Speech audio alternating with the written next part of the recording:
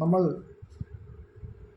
കഴിഞ്ഞ ദിനങ്ങളിൽ യേശുക്രിസ്തുവിനെ കുറിച്ച് യേശുക്രിസ്തു ആര് എന്ന ചോദ്യത്തിന് യേശുക്രിസ്തു ആര് എന്ന ചോദ്യം എന്ന് പറഞ്ഞു കഴിഞ്ഞാൽ വെള്ളത്തോടും കാറ്റിനോടും ഇവൻ കൽപ്പിക്കുന്നു, അവയൊക്കെയും അനുസരിക്കുകയും ചെയ്യുന്നു, ഇവൻ ആർ എന്ന് ചോദിക്കുന്ന ഒരു ചോദ്യത്തിൻ്റെ മുൻപിലാണ് നമ്മൾ 3 ഭാഗമായിട്ട് ആ ഭാഗം ചിന്തിച്ചത്. ഇന്ന് നമ്മളൊരു പുതിയ ഭാഗത്തേക്ക് വരികയാണ്. യോഹന്നാൻ എഴുതിയ സുവിശേഷം 1-ാം അധ്യായം അതിൻ്റെ 1-ാം വാക്യം, 2-ാം വാക്യം, 3-ാം വാക്യം ഇവ നമുക്ക് വായിക്കാം. യോഹന്നാൻ എഴുതിയ സുവിശേഷം 1-ാം അധ്യായം അതിൻ്റെ 1, 2, 3 വാക്യങ്ങൾ നമുക്ക് വായിക്കാം. ആദിയിൽ വചനമുണ്ടായിരുന്നു, വചനം ദൈവത്തോടു കൂടെ ആയിരുന്നു, വചനം ദൈവമായിരുന്നു. അവൻ ആദിയിൽ ദൈവത്തോടു കൂടെ ആയിരുന്നു. സകലവും അവൻ മുഖാന്തരം ഉളവായി. ഉളവായതൊന്നും അവനെ കൂടാതെ ഉളവായതല്ല. അവനിൽ ജീവൻ ഉണ്ടായിരുന്നു. നമ്മൾ വായിച്ച വചനഭാഗം നമുക്കെല്ലാവർക്കും വളരെ സുപരിചിതമാണ്. പ്രത്യേകാൽ നമ്മൾ വിശുദ്ധ തിരുവെഴുത്തുകളെ ആധാരമാക്കി മനസ്സിലാക്കിയ ദൈവത്തെക്കുറിച്ചുള്ള ബൈബിളിൻ്റെ അധ്യാപനത്തോടുള്ള ബന്ധത്തിൽ ഒന്നുകൂടി വാക്കുകൾ ആവർത്തിക്കുന്നു. വിശുദ്ധ തിരുവെഴുത്തുകളെ ആധാരമാക്കി ബൈബിൾ മുന്നോട്ട് വയ്ക്കുന്ന ദൈവത്തെക്കുറിച്ചുള്ളതായ പഠനത്തിൻ്റെ ഫലമായി നമ്മൾക്ക് മനസ്സിലാക്കുവാൻ കഴിഞ്ഞതായ സുവ്യക്തമായ തെളിവുള്ള ബൈബിൾ വചനങ്ങളുടെ ആധാരത്തിൽ നമുക്ക് വിശുദ്ധ തിരുവെഴുത്ത് മുന്നോട്ട് വയ്ക്കുന്ന ഒരേയൊരുവൻ മാത്രമായ ദൈവത്തെക്കുറിച്ച് തിരുവെഴുത്തുകളിൽ നിന്ന് ബോധ്യം വന്നു. അതുകൊണ്ടാണ് നമ്മൾ വിശ്വാസ ജീവിതത്തിൻ്റെ ചുവടുകളെ സ്ഥിരപ്പെടുത്തുന്നത്. തിരുവെഴുത്ത് പറയുന്നത് പോലെ നിന്റെ വചനം എൻ്റെ കാലിന് ദീപവും എൻ്റെ പാതയ്ക്ക് പ്രകാശവുമാകുന്നു എന്ന് തിരുവെഴുത്തിൽ നമ്മൾ വായിക്കും. അപ്പോൾ ഒരു ഭക്തനെ സംബന്ധിച്ച് യഹോവയുടെ വചനം അല്ലെങ്കിൽ ദൈവത്തിൻ്റെ വചനം അവൻ്റെ കാലിന് ദീപവും പാതയ്ക്ക് പ്രകാശവുമാകുന്നു എന്നാണ് നമ്മൾ കാണുന്നത്.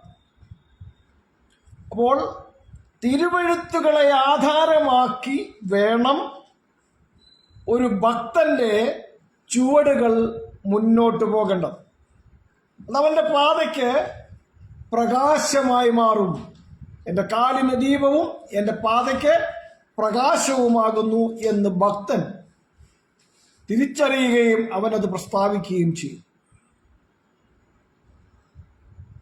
ഞാൻ നിന്റെ വചനം കണ്ടെത്തി ഭക്ഷിച്ചിരിക്കുന്നു എന്ന് തിരുവെഴുത്ത് പറയുന്നതായ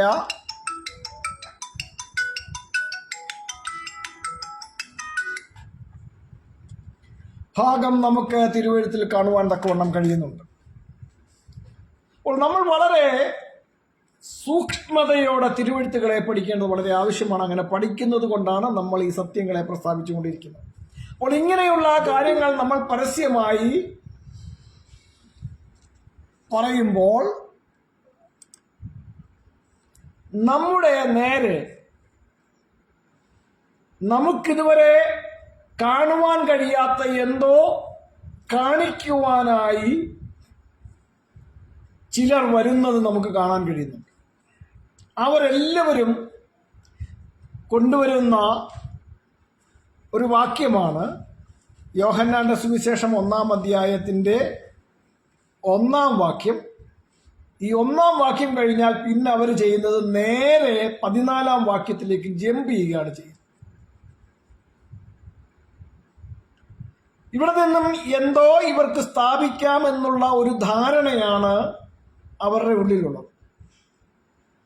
ഈ വാക്യങ്ങളൊന്നും നമ്മൾ കാണാത്തതല്ല. ഇതൊക്കെ നമ്മൾ കണ്ടും മനസ്സിലാക്കിയും തന്നെയാണ് മുന്നോട്ട് പോകുന്നത്.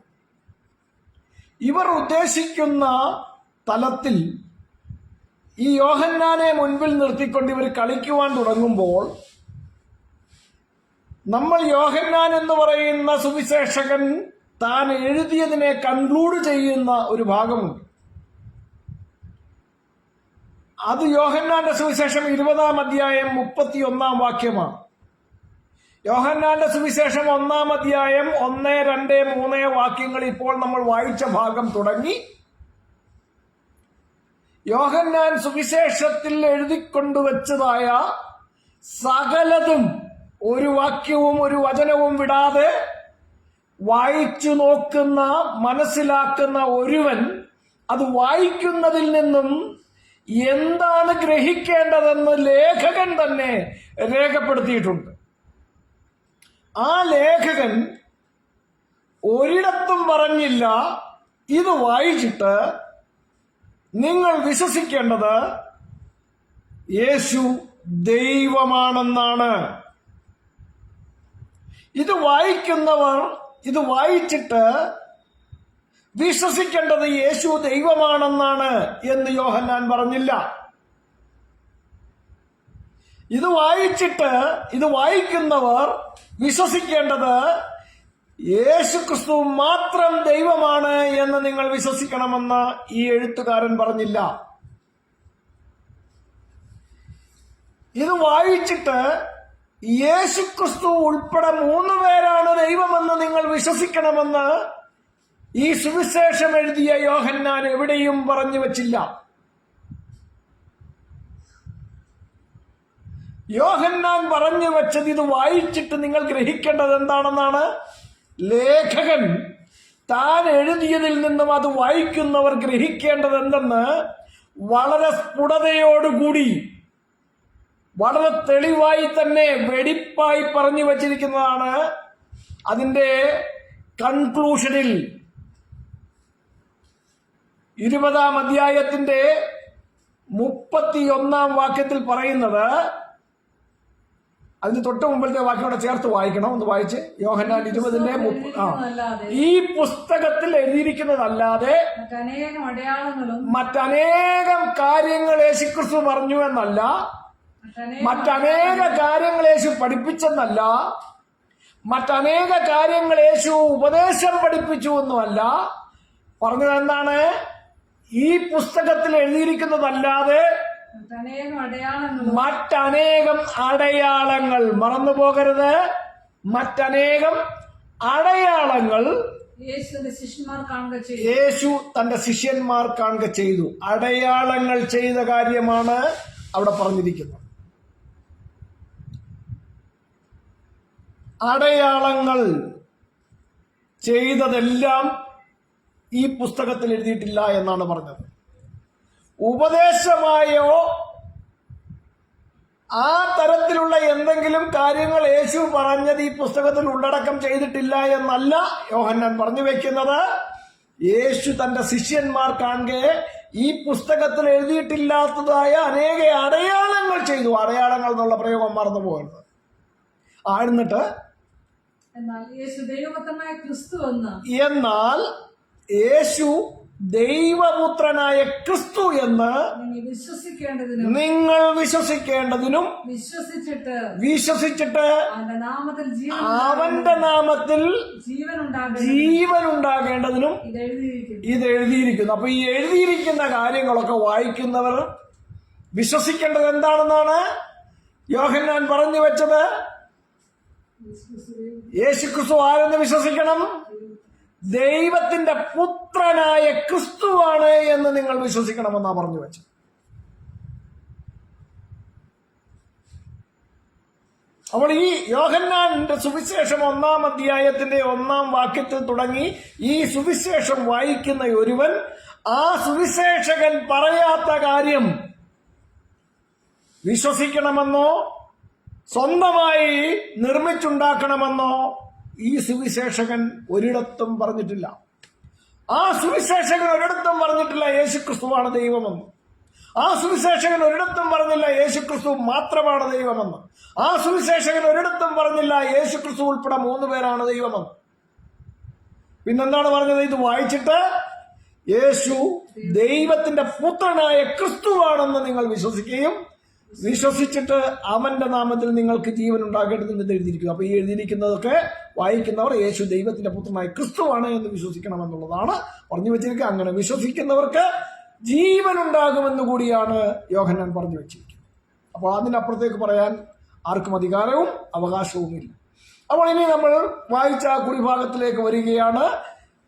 ആദിയിൽ വചനം ഉണ്ടായിരുന്നു, വചനം ദൈവത്തോട് കൂടെയായിരുന്നു, വചനം ദൈവമായിരുന്നു. 3 സ്റ്റേറ്റ്മെന്റ് ആണ് അവിടെ ഉള്ളത്. ഇതെല്ലാം ആയിരുന്നു ആയിരുന്നു ആയിരുന്നു എന്നുള്ള പ്രയോഗമാണ് നമ്മൾ അവിടെ കാണുന്നത്. പലരും യേശുക്രിസ്തു അല്ല വചനം ദൈവമാണ് എന്ന് പറഞ്ഞുകൊണ്ടുവരും. വചനം ദൈവമാണ് എന്ന് ബൈബിളിൽ എഴുതിയിട്ടില്ല. വചനം ദൈവമാണ് എന്ന് ബൈബിളിൽ എഴുതിയിട്ടില്ല. ബൈബിളിൽ എഴുതിയിരിക്കുന്നത് വചനം ദൈവമായിരുന്നു എന്ന പ്രയോഗമാണ്. ആയിരുന്നു എന്ന പ്രയോഗമാണ്. ഓക്കെ, ഇനി നമ്മളിത് വായിക്കുമ്പോൾ 1-ാം വാക്യം, 2-ാം വാക്യം, 3-ാം വാക്യം, ഈ 3 വാക്യങ്ങൾ വായിച്ചു വരുമ്പോൾ അവിടുത്തെ പരാമർശങ്ങളെ നമ്മൾ പരിശോധിക്കും. ആ പരാമർശങ്ങളെ നമ്മൾ പരിശോധിക്കുമ്പോൾ 1-ാം വാക്യത്തിൽ പറഞ്ഞിരിക്കുന്നത് നമ്മളിവിടെ നോക്കി. ആദിയിൽ വചനമുണ്ടായിരുന്നു, വചനം ദൈവത്തോടു കൂടെയായിരുന്നു. അപ്പൊ ആരാണ് ദൈവം? ആരോട് കൂടെയാണോ ഈ വചനം ആയിരുന്നത് എന്നാണ് അതിനർത്ഥം. അടുത്ത സ്റ്റേറ്റ്മെന്റ് ആണ് വചനം ദൈവമായിരുന്നു എന്ന സ്റ്റേറ്റ്മെന്റ്. ഓക്കെ, അപ്പൊ ഇവിടെ എല്ലാം പറഞ്ഞിരിക്കുന്നത് എന്തിനെ കുറിച്ചാണ്? വചനത്തെ കുറിച്ചാണ്. അവിടെ എങ്ങും യേശു ക്രിസ്തു അല്ലെങ്കിൽ യേശു എന്നൊരു പേര് പറഞ്ഞിട്ടില്ല. 1-ാം വാക്യം, 2-ാം വാക്യം, 3-ാം വാക്യം ഇവിടെ എങ്ങും യേശു എന്നൊരു പേര് പറഞ്ഞിട്ടില്ല. അപ്പോൾ വചനത്തെ കുറിച്ചാണ് യോഹന്നാന്റെ സുവിശേഷം 1-ാം അധ്യായം 1, 2, 3 വാക്യങ്ങളിലെല്ലാം നമ്മൾ കാണുന്നു. അപ്പോൾ ഈ വചനത്തെ കുറിച്ച് പറയുമ്പോൾ അടുത്ത വാക്യത്തിലേക്ക് വരുന്നത് 2-ാം വാക്യത്തിൽ നമ്മൾ വായിക്കുന്നത് ആദിയിൽ അവൻ. ഈ അവൻ എന്ന് ട്രാൻസ്ലേറ്റ് ചെയ്തിരിക്കുന്നതിന് ഉപയോഗിച്ചിരിക്കുന്ന പദം അത് എന്നോ അവനെന്നോ അവളെന്നോ അത് എന്നോ ഇതെന്നോ ഒക്കെ ട്രാൻസ്ലേറ്റ് ചെയ്യാൻ പറ്റുന്ന ഒരു പദമാണ് മൂലഭാഷയിൽ ഉപയോഗിച്ചിരിക്കുന്നത്. ഓക്കെ, അപ്പോൾ അതിനെ അവനെന്ന് ട്രാൻസ്ലേഷൻ ചെയ്തിരിക്കുന്നത് കൊണ്ട് നമുക്കൊരു പ്രശ്നവുമില്ല. കാരണം വൃക്ഷത്തെ വരെ അവൻ എന്ന് സംബോധന ചെയ്തിരിക്കുന്നതാണ് നമ്മൾ വായിക്കുന്ന ബൈബിൾ. വൃക്ഷത്തെ വരെ അവൻ എന്ന് സംബോധന ചെയ്തിരിക്കുന്നതാണ് നമ്മൾ വായിക്കുന്ന ബൈബിൾ. അപ്പോൾ അതുകൊണ്ട് നമുക്കതിനകത്തൊരു പ്രശ്നമൊന്നുമില്ല. വചനത്തെ കുറിച്ചാണ് അവിടെ സംസാരിച്ചിരിക്കുന്നത്. 3-ാമത്തെ വാക്യത്തിലേക്ക് വരുമ്പോൾ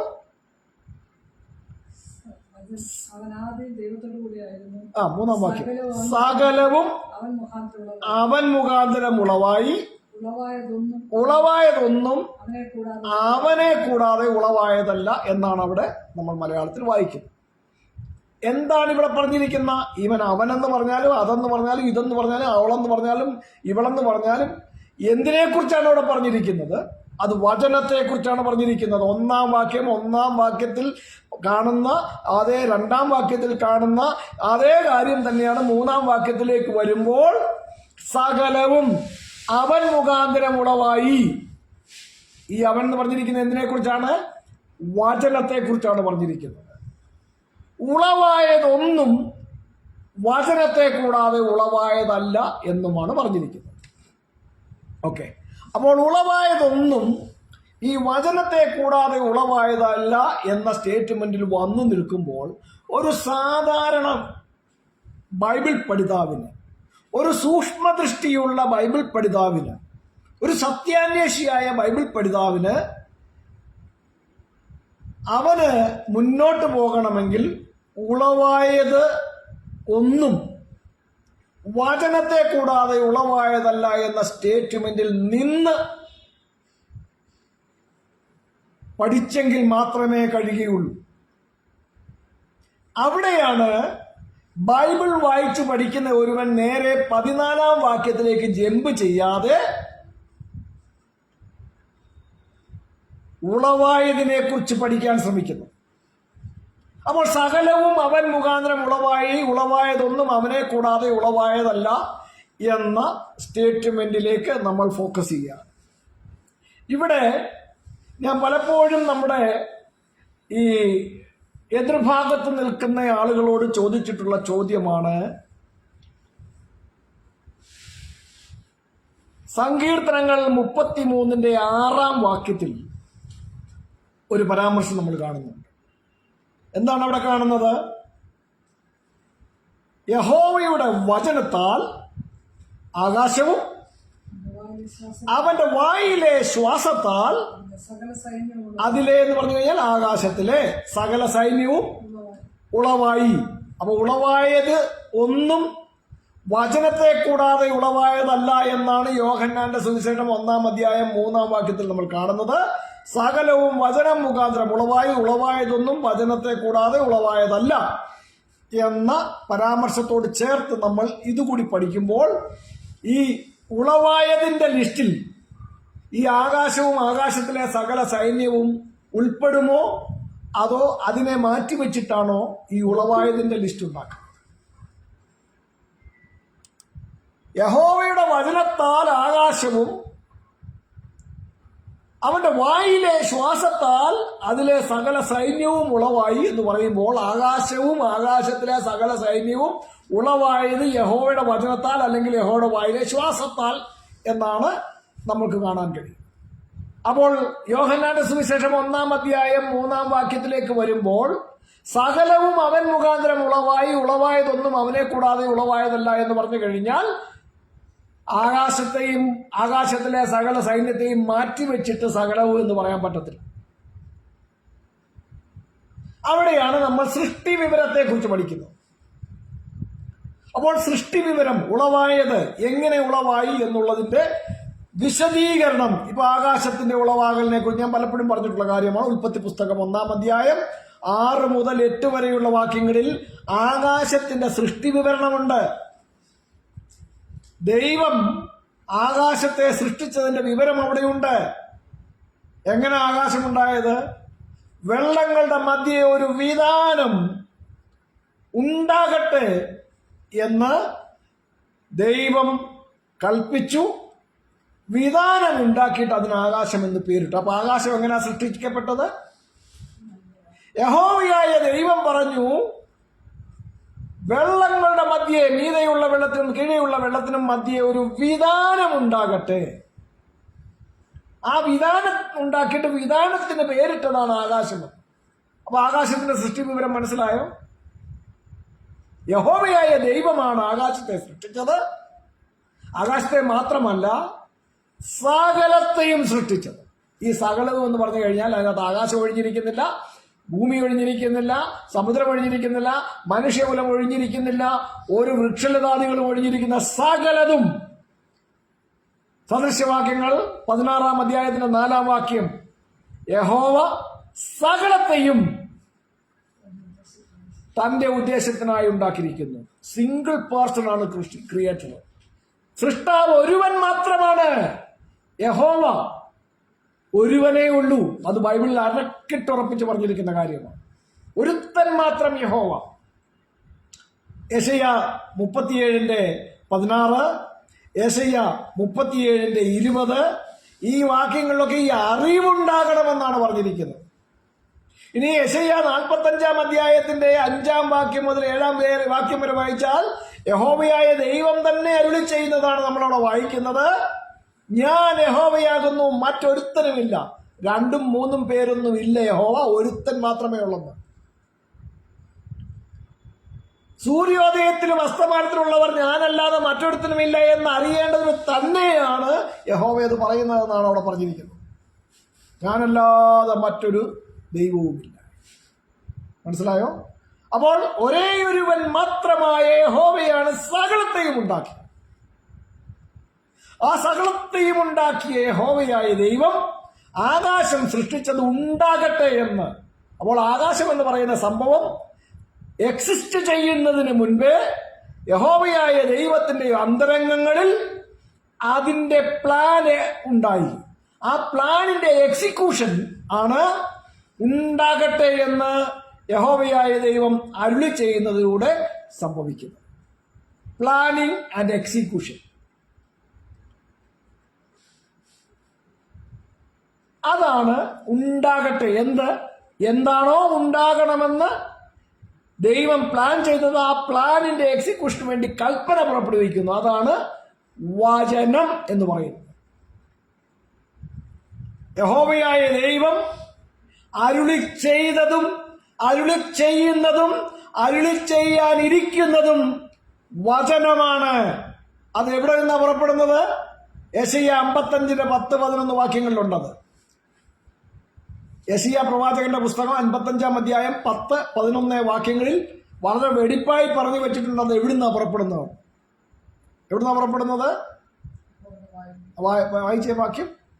മഴയും ഹിമവും ആകാശത്തു നിന്ന് പെയ്യുകയും ആകാശത്തിലേക്ക് മടങ്ങാതെ വിതപ്പാൻ വിത്തും തിന്മാൻ ആഹാരവും നൽകത്തക്കവണ്ണം ഭൂമിയെ നനച്ച് ബലവത്താക്കുന്നത് പോലെ അതുപോലെയാണ് എന്റെ വായിൽ നിന്ന് പുറപ്പെടുന്ന എന്റെ വചനം. അപ്പോൾ യഹോവയുടെ വചനം എവിടുന്ന പുറപ്പെടുന്നത്? യഹോവയുടെ വായിൽ നിന്നാണ് പുറപ്പെടുന്നത്. മനസ്സിലായോ? ആകാശത്തിന്റെ സൃഷ്ടിപ്പിനായി യഹോവയുടെ വായിൽ നിന്ന് പുറപ്പെട്ടതാണ് ഉണ്ടാകട്ടെ എന്ന കൽപ്പന. അതെന്താണോ യഹോവ പ്ലാൻ ചെയ്തത്, അതിന്റെ എക്സിക്യൂഷനാണ് അവിടെ നടക്കുന്നത്. ഉണ്ടാകട്ടെ, വിധാനത്തെക്കുറിച്ച് പ്ലാൻ ചെയ്തു, വിധാനം ഉണ്ടാകട്ടെ എന്ന് യഹോവയായ ദൈവം അരുളി ചെയ്തു. വിധാനം ഉണ്ടാക്കിയിട്ട് അതിന് ആകാശം എന്ന് പേരിട്ടു. അപ്പോൾ സകലവും അവൻ മുഖാന്തരം ഉളവായി എന്ന് പറഞ്ഞു കഴിഞ്ഞാൽ വചനത്തെക്കുറിച്ചാണ് പറഞ്ഞിരിക്കുന്നത്. വചനം എന്ന് പറയുന്നത് യഹോവയുടെ വായിൽ നിന്ന് പുറപ്പെടുന്നതാണ്. യെശയ്യാ 55:11 ഒന്നുകൂടെ വായിച്ചേ. എന്റെ വായിൽ നിന്ന് പുറപ്പെടുന്ന എന്റെ വചനം ആയിരിക്കും.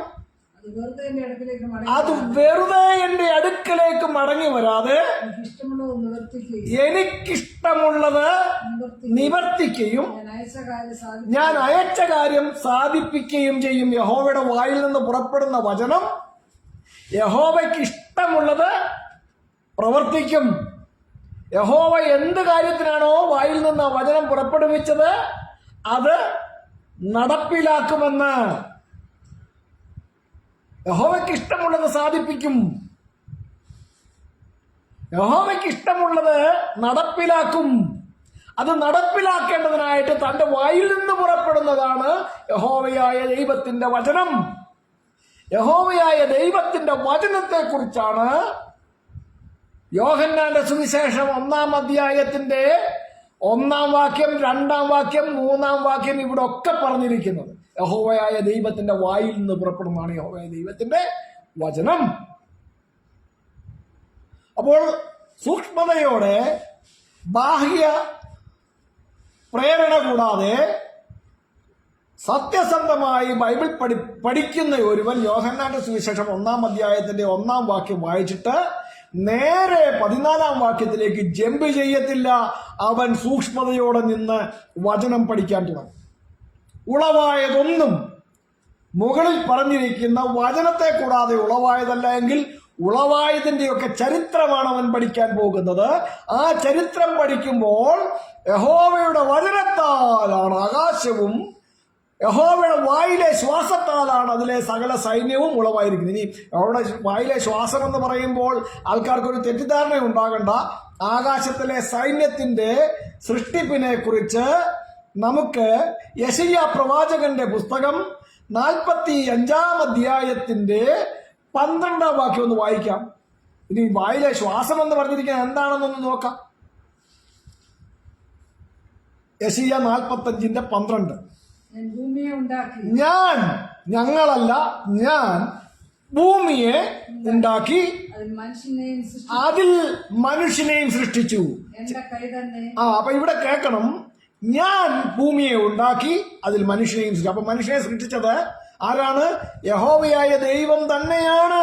ഒരേ ഒരുവൻ ഞാൻ, അല്ലാതെ ഞങ്ങൾ മനുഷ്യനെ സൃഷ്ടിച്ചു എന്നല്ല, ഞങ്ങൾ ഭൂമിയെ ഉണ്ടാക്കി എന്നല്ല, ഞാൻ ഭൂമിയെ ഉണ്ടാക്കി അതിൽ മനുഷ്യനെയും സൃഷ്ടിച്ചു. മനുഷ്യനെ സൃഷ്ടിച്ചത് യഹോവയായ ദൈവം തന്നെയാണ്. പലരും പറയുന്നതും പലരും വിചാരിക്കുകയും ചെയ്യുന്നത് യഹോവയായ ദൈവം ആദ്യം യേശുക്രിസ്തുവിനെ ഉണ്ടാക്കി അതിനുശേഷം യേശുക്രിസ്തുവിലൂടെ അല്ലെങ്കിൽ യേശുക്രിസ്തു യഹോവയ്ക്ക് വേണ്ടി സൃഷ്ടിപ്പ് നടത്തി എന്നൊക്കെ പഠിപ്പിക്കുന്ന ആൾക്കാരുണ്ട്. ഇതൊന്നും ബൈബിൾ പറയാത്ത കാര്യമാണ്. ബൈബിൾ പറയാത്ത കാര്യങ്ങൾ, ബൈബിളിൽ വചനമില്ലാത്ത കാര്യങ്ങൾ നമ്മൾ സ്വന്തമായി പറയാൻ ശ്രമിക്കുന്നെങ്കിൽ നമ്മൾ വഴിതെറ്റിപ്പോയവരുടെ കൂട്ടത്തിലാവുകയാണ് ചെയ്യുന്നത്.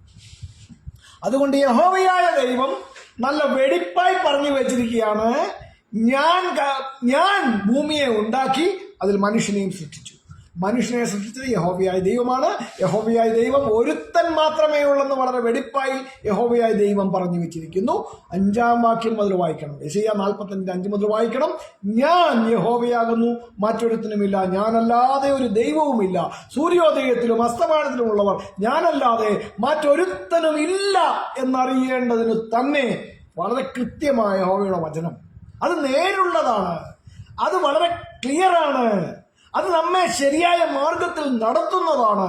അതുകൊണ്ട് വചനം നമ്മൾ പരിശോധിക്കുമ്പോൾ സൂക്ഷ്മതയുള്ളവരായിരിക്കണം. ഉപദേശിമാരൊക്കെ പലരും പറഞ്ഞ് പലതും നമ്മൾ കേട്ട് പഠിച്ചു വളർന്നവരാണ്. ആ പഠിച്ചതൊക്കെ അങ്ങനെ തന്നെയാണോ എന്ന് പരിശോധിക്കുന്നവരാണ് ശരിയായ മാർഗത്തിൽ സഞ്ചരിക്കുവാൻ കഴിയുന്നത്. അതുകൊണ്ട് വചനം എന്ന് പറയുന്നത് യോഹന്നാന്റെ സുവിശേഷം 1-ാം അധ്യായത്തിന്റെ 1-ാം വാക്യത്തിൽ പറഞ്ഞിരിക്കുന്നത് യഹോവയായ ദൈവത്തിന്റെ വായിൽ നിന്ന് പുറപ്പെടുന്ന വചനത്തെക്കുറിച്ചാണ്. യഹോവയായ ദൈവത്തിന്റെ വായിൽ നിന്ന് പുറപ്പെട്ട വചനത്താലാണ് ആകാശമുളവായത്. യഹോവയുടെ വായിൽ നിന്ന് പുറപ്പെടുന്ന ശ്വാസം എന്ന് പറയുന്നത് യഹോവയുടെ കൽപ്പനയാണ്. അത് യെശയ്യാ 45:12 നമ്മൾ വായിച്ചത്, ഞാൻ ഭൂമിയെ ഉണ്ടാക്കി അതിൽ മനുഷ്യനെയും സൃഷ്ടിച്ചു, എന്റെ കൈ തന്നെ ആകാശത്തെ വിരിച്ചിരിക്കുന്നു, അതിലെ സകല സൈന്യത്തെയും ഞാൻ കൽപ്പിച്ചാക്കിയിരിക്കുന്നു. ആര് കൽപ്പിച്ചാക്കി എന്നാണ്? ആകാശത്തിലെ സകല സൈന്യത്തെയും യഹോവയായ ദൈവം കൽപ്പിച്ചാക്കിയതാണ് ആകാശത്തിലെ സകല സൈന്യവും എന്നാണ് യെശയ്യാ 45:12 യഹോവയായ ദൈവം തന്നെ പറയുന്നതായി നമ്മൾ വായിക്കുന്നത്. അപ്പോൾ യഹോവയുടെ വായിലെ ശ്വാസം എന്ന് പറയുന്നതും എന്ത് തന്നെയാണ്? യഹോവയുടെ കൽപ്പനയാണ്. ആകാശത്തിലെ സകല സൈന്യത്തെയും ഞാൻ കൽപ്പിച്ചാക്കിയിരിക്കുന്നു. യഹോവയുടെ വായിൽ നിന്ന് ഉണ്ടാകട്ടെ എന്ന് പറയുന്നതോടുകൂടി എന്താണോ യഹോവയായ ദൈവം പ്ലാൻ ചെയ്യുന്നത് അത് കൽപ്പന പുറപ്പെടുന്നതോടെ എക്സിക്യൂട്ട് ചെയ്യപ്പെടുകയാണ് ചെയ്യുന്നത്, നടപ്പിലാക്കുകയാണ്, അത് നടപടിയാവുകയാണ് ചെയ്യുന്നത്. അതുകൊണ്ടാണ് സങ്കീർത്തനങ്ങൾ 33:9 വാക്യം ഒന്ന് വായിച്ചേ. സങ്കീർത്തനം 33:9 ചേർത്ത് വായിക്കണം.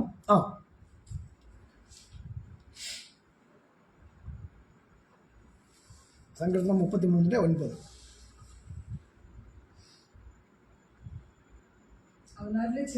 അവൻ ആര്? യഹോവ. മേളിൽ പറഞ്ഞിട്ടുണ്ട്, യഹോവയുടെ വചനത്താൽ ആകാശവും അവന്റെ വായിലെ ശ്വാസത്താൽ അതിലെ സകല സൈന്യവും ഉളവായി എന്ന് പറഞ്ഞിട്ട് 9-ാം വാക്യം നമ്മൾ വായിക്കുന്നത് എന്താണ്? അവൻ അരുളി ചെയ്തു. ആര്? യഹോവ അരുളി ചെയ്തു, അങ്ങനെ സംഭവിച്ചു. എക്സിക്യൂട്ട് ചെയ്യപ്പെട്ടെന്ന് മനസ്സിലായില്ലേ? അവൻ അരുളി ചെയ്തു, അങ്ങനെ സംഭവിച്ചു. അവൻ കൽപ്പിച്ചു, അങ്ങനെ സ്ഥാപിതമായി. മനസ്സിലായില്ലേ? യഹോവ അരുളി ചെയ്തു, അത് അങ്ങനെ തന്നെ സംഭവിക്കുകയാണ് ചെയ്യുന്നത്. അവൻ കൽപ്പിച്ചു, അത് അങ്ങനെ തന്നെ സ്ഥാപിതമാകുകയാണ് ചെയ്യുന്നത്. അവിടെ 2 പേരും 3 പേരും ഒന്നും സൃഷ്ടാക്കളില്ല കേട്ടോ.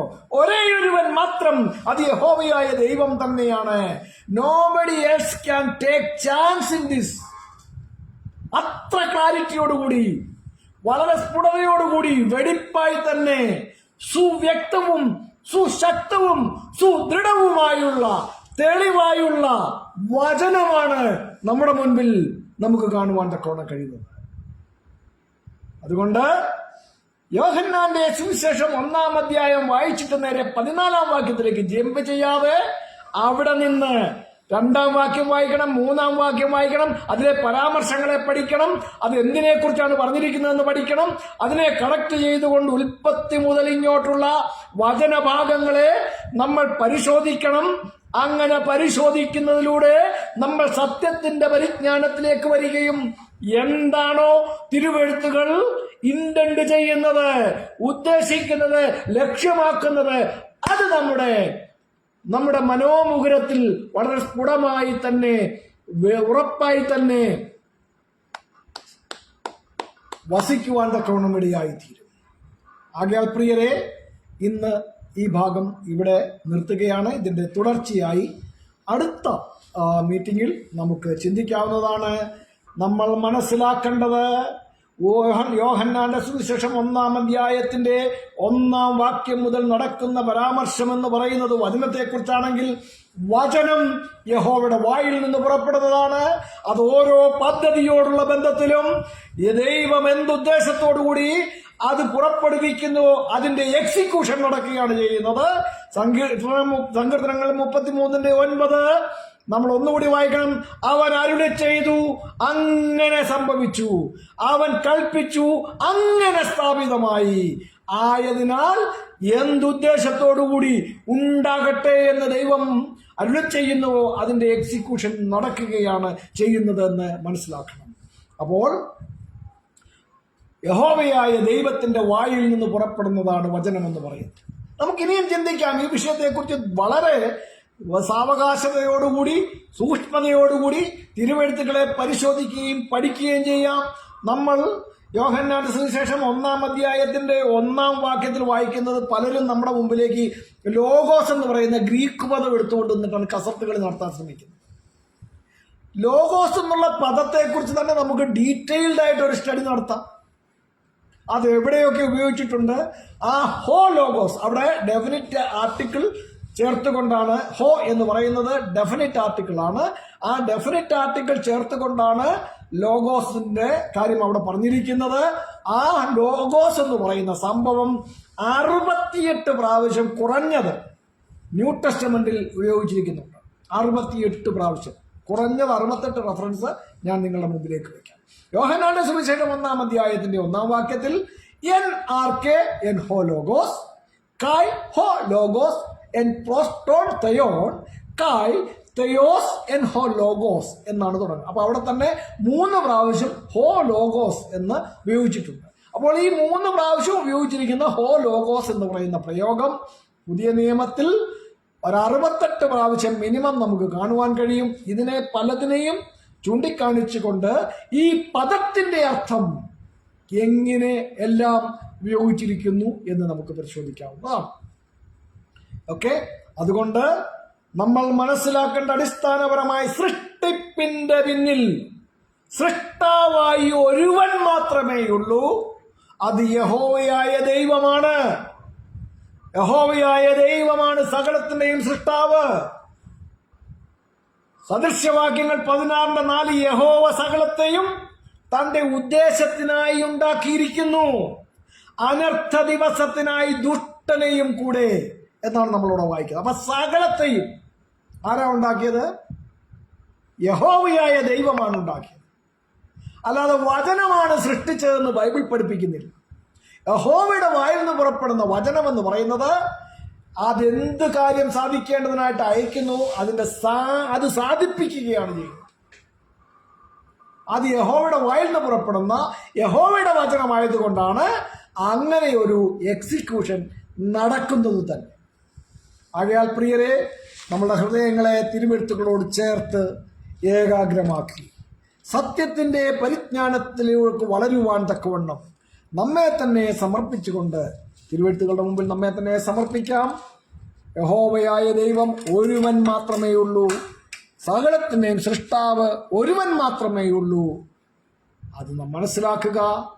ആ സൃഷ്ടാവിന്റെ പാദാന്തിയെ നമ്മെ തന്നെ സമർപ്പിക്കുക. ജയകരമായ ജീവിതം നയിപ്പാൻ സർവശക്തനായ ദൈവം നമ്മെ സഹായിക്കട്ടെ. സമർപ്പണത്തോടെ പ്രാർത്ഥനയോടെ നാം ആയിരിക്കുമ്പോൾ പ്രിയ തോമസ് കുട്ടിച്ചായൻ ശബ്ദമുയർത്തി പ്രാർത്ഥിക്കും. ഞങ്ങളെ കൂടാതെ സ്നേഹിക്കുകയും പരിപാലിക്കുകയും സൂക്ഷിക്കുകയും സംരക്ഷിക്കുകയും ചെയ്യുന്ന ഞങ്ങളുടെ സ്വർഗീയ നല്ല പിതാവേ, നല്ല സന്ധ്യാസമയത്തിനായി ഞങ്ങളെ വാഴ്ത്തുന്നു, സ്തുതി